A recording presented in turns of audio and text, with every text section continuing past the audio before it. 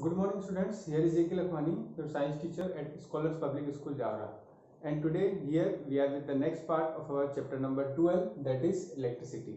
पिछले लेक्चर में अपन ने पढ़ा था ओम्स लॉ के बारे में, जहां अपन ने देखा था कि जो करंट होता है वो डायरेक्टली प्रोपोर्शनल होता है पोटेंशियल डिफरेंस के, ठीक है। और उसका एक फाइनल अपन ने मैथमेटिकल एक्सप्रेशन भी देखा था, जिसमें अपन ने बताया था कि V = IR होता है, जहाँ पे R को अपन ने बोला था कि ये एक प्रोपोर्शनलिटी कांस्टेंट है, जिसको अपन क्या बोलते हैं, रेजिस्टेंस बोलते हैं।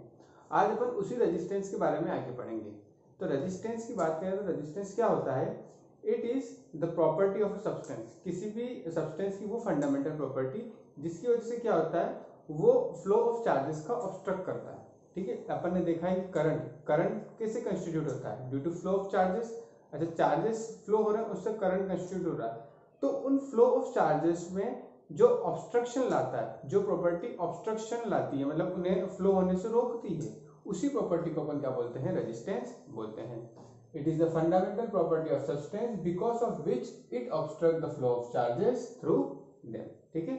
नेक्स्ट बात करते हैं इसके अपन एसआई यूनिट के बारे में। तो इसकी जो एसआई यूनिट होती है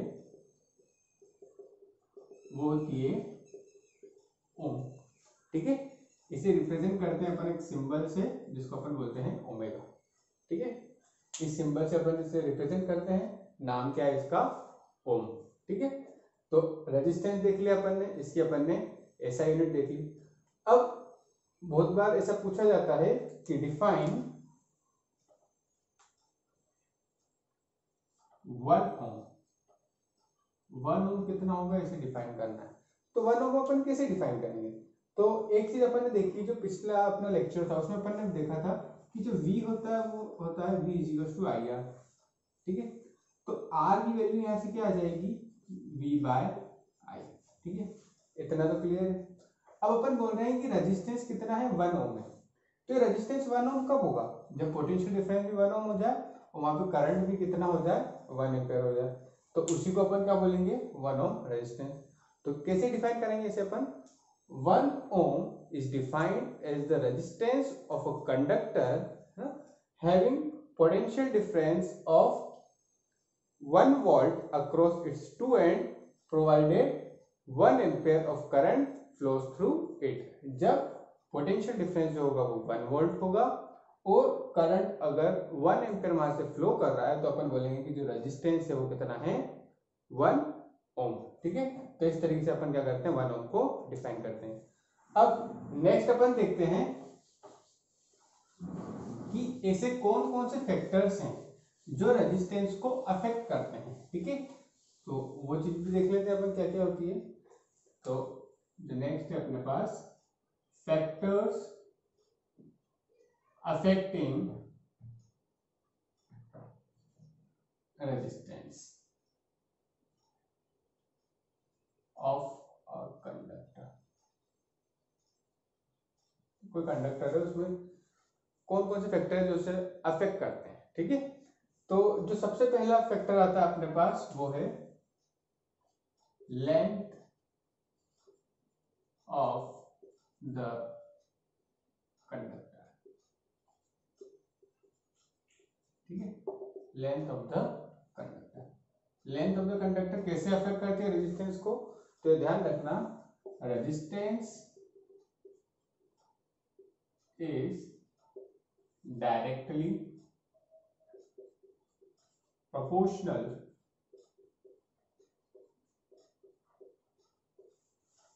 to the length of conductor, ठीक है। मतलब जितनी ज्यादा लेंथ होगी कंडक्टर की, जितना लंबा होगा, रेजिस्टेंस भी क्या होगा, उतना ही ज्यादा होगा। तो यहां से अपन बोल सकते हैं R is directly proportional to L। ये इक्वेशन 1 नाम दे देते हैं इसे, ठीक है। सेकेंड है अपने पास area of cross section. Area of cross section पे वो कैसे डिपेंड करता है वो देखते हैं, ठीक। तो resistance is inversely proportional to the area of cross section. ठीक है, एरिया ऑफ क्रॉस सेक्शन के क्या होता है, ये इनवर्सली प्रोपोर्शनल होता है। मतलब एरिया ज्यादा होगा तो रेजिस्टेंस कम होगा, और एरिया कम होगा तो रेजिस्टेंस क्या होगा, ज्यादा होगा। इसे अपन फॉर्म में लिख देते हैं, R is inversely proportional to area. ठीक है, ये हो गया अपना इक्वेशन नंबर 2। ठीक है, अब यहाँ पे देखिए, पहले अपन ने बताया कि आर एल के प्रोपोर्शनल है, सेकेंड में बताया कि आर इनवर्सली प्रोपोर्शनल है इसके एरिया के। तो अब इनको अगर अपन कंबाइन करते हैं 1 और 2 को, तो क्या मिलेगा, कंबाइनिंग इक्वेशन 1 एंड 2, तो मिल जाएगा अपन को R proportional to L by A. ठीक है, एल के प्रोपोर्शनल है, ए के इनवर्सली प्रोपोर्शनल, तो एल बाय ए के प्रोपोर्शनल हो गया। तो यहाँ से अपन क्या बता सकते हैं, अच्छा अब अपन को प्रोपोर्शनलिटी का साइन हटाना है, तो अपन ने देखा है कांस्टेंट लगाते हैं हर बार, तो यहाँ पे अपन फिर एक कांस्टेंट लगाते हैं, R is equals to rho L by A. ठीक है, तो यहाँ पे अपन ने कांस्टेंट क्या लगाया, रो। ठीक है, जहाँ पे वेयर रो इज कॉल्ड, जहाँ पे रो को अपन क्या बोलते हैं, रेजिस्टिविटी ऑफ द गिवन, जो वायर वगैरह जिस भी वायर की बात कर रहे हैं, तो उस मेटलिक वायर की रेजिस्टिविटी होती है रो। ठीक है, तो दो चीजें देखी। अच्छा, एक थर्ड और देख लेते हैं अपन, दैट इज थर्ड देख लेते हैं अपन। थर्ड जो होता है वो होता है नेचर ऑफ द मटेरियल। ठीक है, मटेरियल कौन से नेचर का बना हुआ है उसके ऊपर भी डिपेंड करता है रेजिस्टेंस। मतलब अलग अलग मटेरियल जो होते हैं, भले लेंथ सेम है, मैंने दो वायर ली, दोनों की लेंथ सेम है, दोनों का एरिया भी सेम है, लेकिन वो मटेरियल अलग अलग है, तो भी उनका रेजिस्टेंस क्या होगा, चेंज हो सकता है। एक और फोर्थ पॉइंट होता है, दैट इज टेम्परेचर। टेम्परेचर पे डिपेंड करता है। ठीक है, अब बहुत सारे जो कंडक्टर्स रहते हैं उनमें क्या रहता है कि टेम्परेचर इंक्रीज करता है तो रेजिस्टेंस भी क्या होता है, इंक्रीज होता है। ठीक है, लेकिन एलॉय वगैरह इनकी बात करें तो इनमें जो चेंज होता है ना टेम्परेचर के साथ, वो बिल्कुल कैसा होता है, नेग्लिजिबल होता है। मतलब टेम्परेचर इंक्रीज होता है लेकिन रेजिस्टेंस में कोई ऐसा खास फर्क नहीं आता है। ठीक है, तो दो फैक्टर और हो गए अपने पास, तो नेचर ऑफ द मटेरियल और लास्ट है अपना टेम्परेचर। ठीक है, तो ये अपन ने फैक्टर्स अफेक्टिंग रेजिस्टेंस भी देख लिया। अब यहाँ पे अपन ने एक टर्म नेक्स्ट देखा, दैट इज रो। ठीक है, अब अपन रो के बारे में देखते हैं कि रो क्या होता है।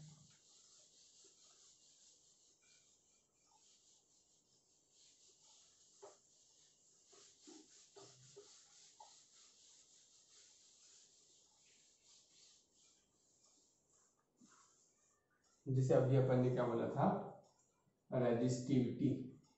रेजिस्टिविटी, ठीक है, इसे अपन क्या से डिनोट करते हैं, रो से। अच्छा, इसे इसका एक नाम और होता है, दैट इज रेजिस्टिविटी, या ऐसे अपन और बोल सकते हैं, और स्पेसिफिक रेजिस्टेंस। इसे अपन स्पेसिफिक रेजिस्टेंस भी बोलते हैं रेजिस्टिविटी को। ठीक है, तो इधर अभी अपन एक फॉर्मूला देखा, that is R is equals to rho L by A. ठीक है, तो मेरे को किसको डिफाइन करना है, रो को डिफाइन करना है, तो मैं रो को एक तरफ कर देता हूँ, बाकी सबको एक तरफ कर देता हूँ, तो हो जाएगा आर ए बाय एल। ठीक है, अब यहाँ पे मान लीजिए कि अगर एरिया जो है वो हो जाता है 1 मीटर स्क्वायर, लेंथ जो हो जाती है वो होती है 1 मीटर। ठीक है, तो रो किसके बराबर हो जाएगा, आर के बराबर हो जाएगा, है ना। अगर ऐसा होता है तो रो को अपन कैसे डिफाइन करते हैं, या रेजिस्टिविटी बोले तो resistivity it is defined as the resistance of a conductor having unit area and unit length. एक ऐसा कंडक्टर जिसकी जो लेंथ है वो यूनिट है, मतलब 1 मीटर है, और उसका एरिया जो है वो भी कितना यूनिट है, 1 मीटर स्क्वायर है, तो उसका जो रेजिस्टेंस होता है उसी को अपन क्या बोलते हैं, रेजिस्टिविटी कहते हैं। तो ऐसे अपन डिफाइन कर देते हैं, It is defined as the resistance of a conductor of unit length and unit cross section area. ठीक है, तो ये चीज हो गई। नेक्स्ट इसकी बात करते हैं अपन एसआई यूनिट। तो एसआई यूनिट क्या होगी इसकी, अपन एसआई यूनिट में यहाँ निकालने की कोशिश करते हैं। तो यहाँ पे देखिए सबसे पहले ये रो का तो फॉर्मूला आ गया। रेजिस्टेंस जो होता है इसकी यूनिट क्या होती है अपने पास, ओम होती है। ठीक है, एरिया होता है इसकी क्या होती है, मीटर स्क्वायर होती है। और नेक्स्ट बात करें अपन लेंथ की, तो इसकी कितनी होती है, मीटर होती है। तो यहाँ पे जो 1 मीटर से 1 मीटर तो कैंसिल हो जाएगा, तो इसकी यूनिट क्या मिल जाएगी अपन को, ओम मीटर। इसे अपन डायरेक्ट सिंबल से डिनोट कर देते हैं, तो क्या हो जाएगा, ओम मीटर। तो ऐसा यूनिट जो होती है रेजिस्टिविटी की वो क्या होती है, ओम मीटर। यहाँ पे लिख देते हैं ओम मीटर। ठीक है, ये इसकी क्या हो गई, ऐसा यूनिट हो गई। अच्छा, अब एक चीज और अपन देखते हैं इसमें कि जितने भी हीटिंग डिवाइसेस रहते हैं, ठीक है, हीटिंग डिवाइसेस की बात करें तो जैसे अपनी इलेक्ट्रिक आयरन हो गई, टोस्टर्स हो गए, वो जो होते हैं वो एलॉय से मिलके बने हुए होते हैं। तो एलॉय से क्यों बने हुए होते हैं, वो इसलिए बने हुए होते हैं क्योंकि उनकी जो रेजिस्टिविटी होती है वो ज्यादा होती है। ठीक है, रेजिस्टिविटी ज्यादा होती है इसलिए बने हुए होते हैं। इसके अलावा और क्या होते हैं कि वो जो एलॉय होते हैं वो इजीली ऑक्सीडाइज नहीं होते हैं। ठीक है, तो ऐसा अगर पूछा जाता है कि जो हीटिंग डिवाइसेस रहते हैं वो एलॉय से क्यों बने हुए होते हैं, तो क्यों बने हुए होते हैं, तो फर्स्ट पॉइंट तो हो जाएगा कि उनकी रेजिस्टिविटी हाइयर होती है। रेजिस्टिविटी हाइयर होती है इसलिए उसका यूज करते हैं एलॉय का।